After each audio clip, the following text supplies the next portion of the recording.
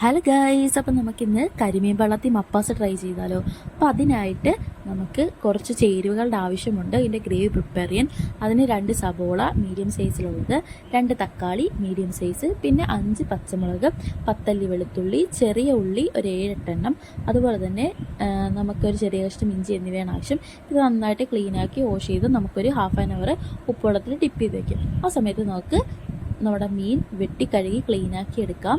എന്നിട്ട് ഇതിലോട്ട് നമുക്ക് 1 ടേബിൾ സ്പൂൺ ഉപ്പ്, 1 ടേബിൾ സ്പൂൺ മഞ്ഞൾപ്പൊടി, 2 ടേബിൾ സ്പൂൺ കുരുമുളക് പൊടി, 1 ടേബിൾ സ്പൂൺ മുളക് പൊടി എന്നിവയിട്ട് നന്നായിട്ട് മസാല വരട്ടി നമുക്കൊന്ന് ഷാലോ ഫ്രൈ ചെയ്തെടുക്കാം. ഒരു പാനിലോട്ട് 1 ടേബിൾ സ്പൂൺ എണ്ണ ഒഴിച്ചിട്ട് നമുക്ക് മീനിട്ട് നന്നായിട്ട് 2 സൈഡും ഷാലോ ഫ്രൈ ചെയ്തെടുക്കാം.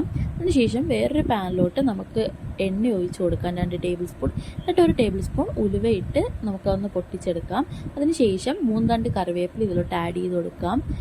പിന്നീട് നമ്മൾ ഗ്രേവിക്ക് എടുത്തു വെച്ചിരിക്കുന്ന സവോള, ഇഞ്ചി, വെളുത്തുള്ളി, ചെറിയ ഉള്ളി, തക്കാളി എന്നിവ സ്ലൈസ് ചെയ്തത് നമുക്കിതിലോട്ട് ആഡ് ചെയ്ത് കൊടുക്കാം. എന്നിട്ട് നമുക്കിതിലോട്ട് 1 ടേബിൾ സ്പൂൺ ഉപ്പും കൂടെ ചെറുതായിട്ട് വഴണ്ട് വരുന്ന സമയത്ത് ആഡ് ചെയ്ത് കൊടുക്കാം.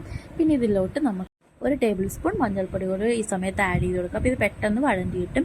ഏകദേശം ഇത് വഴണ്ട് വരാൻ തുടങ്ങുന്ന സമയമാകുമ്പോൾ നമുക്ക് 2 ടേബിൾ സ്പൂൺ കുരുമുളക് പൊടി കൂടി ഇട്ട് നന്നായിട്ട് ഇളക്കി യോജിപ്പിച്ച് അതിൻ്റെ പച്ചമണം മാറുന്നവരെ ഇളക്കി കൊടുക്കാം. അപ്പോൾ ഏകദേശം ഇത് സെറ്റായി വരും. പിന്നെ സവോള വാടി നന്നായിട്ട് വന്നു കഴിയുമ്പോൾ നമുക്ക് 2 ടേബിൾ സ്പൂൺ മല്ലിപ്പൊടി കൂടി ഇട്ട് കൊടുക്കാം. എന്നിട്ട് അതിൻ്റെ പച്ചമണം മാറുന്ന വരെ നമുക്കൊന്ന് ഇളക്കി കൊടുക്കാം. അതിനുശേഷം 1 ടേബിൾ സ്പൂൺ എണ്ണ ഒഴിച്ച് നമുക്ക് ഗ്രേവി ഒന്ന് സെറ്റാക്കി എടുക്കാം. അതിലോട്ട് നമ്മൾ നേരത്തെ ഫ്രൈ ചെയ്ത് വെച്ചിരിക്കുന്ന ഫിഷ് എടുത്തിട്ട് കൊടുക്കുക. അതിലോട്ട് നമ്മൾ 1 തക്കാളി ഇട്ടിട്ടുണ്ടായിരുന്നുള്ളൂ നേരത്തെ. ഇപ്പോൾ ബാലൻസ് ഉള്ളൊരു തക്കാളിയും കൂടെ ഒന്ന് സ്ലൈസ് ചെയ്ത് വട്ടത്തിൽ ഇങ്ങോട്ടേക്ക് ഇട്ട് കൊടുക്കാം. അതിനുശേഷം 2ാം പാല് നമ്മൾ എടുത്ത് വെച്ചേക്കണം. 2ാം പാല് നമുക്ക് ഇതിലോട്ട് ഒഴിച്ചു കൊടുക്കാം.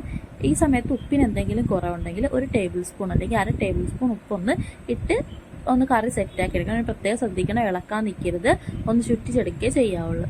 നമുക്കിതൊന്ന് അടച്ചു വെച്ച് വേവിക്കാം. ഏകദേശം ഒരു 5 മിനിറ്റ് കഴിഞ്ഞപ്പോഴത്തേക്ക് ഇത് വെന്ത് വന്നിട്ടുണ്ട്. ഇനി നമുക്ക് 1ാം പാൽ ഒഴിച്ചിട്ട് ഇത് നന്നായിട്ടൊന്ന് ചുറ്റിച്ചെടുക്കാം. അപ്പോൾ ഈ സമയത്ത് ഉപ്പൊക്കെ ഉണ്ടോ എന്ന് നോക്കുക. ഇനി അതിനുശേഷം നമുക്ക് 1 ടേബിൾ സ്പൂൺ എണ്ണയും ഒരു കറിവേപ്പിലയും കൂടെ ഇതിലോട്ട് ഇട്ട് കൊടുക്കാം. ശേഷം നമുക്ക് ഫ്ലെയിം പയ്യെ ഓഫാക്കാം. അപ്പോൾ ഇത് തിളക്കാൻ വേണ്ടി നിൽക്കരുത്. നമുക്ക് നന്നായിട്ട് ഇപ്പോൾ കറി സെറ്റായി വന്നിട്ടുണ്ടായിരിക്കും. അപ്പോൾ നൈസായിട്ട് ഇതൊന്ന് ഓഫാക്കാം. ഇതിൻ്റെ ചൂട് കൊണ്ട് തന്നെ ഇത് കറി സെറ്റായി വരുവേ. അപ്പോൾ എന്തായാലും ഈ വീഡിയോ ഇഷ്ടമായാൽ ലൈക്ക് ചെയ്യുക, ഷെയർ ചെയ്യുക, സബ്സ്ക്രൈബ് ചെയ്യുക.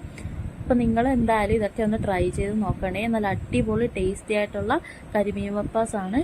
അപ്പോൾ എന്തായാലും അടുത്ത വീഡിയോ ആയിട്ട് വരുന്നത് വരെ bye bye, see you soon.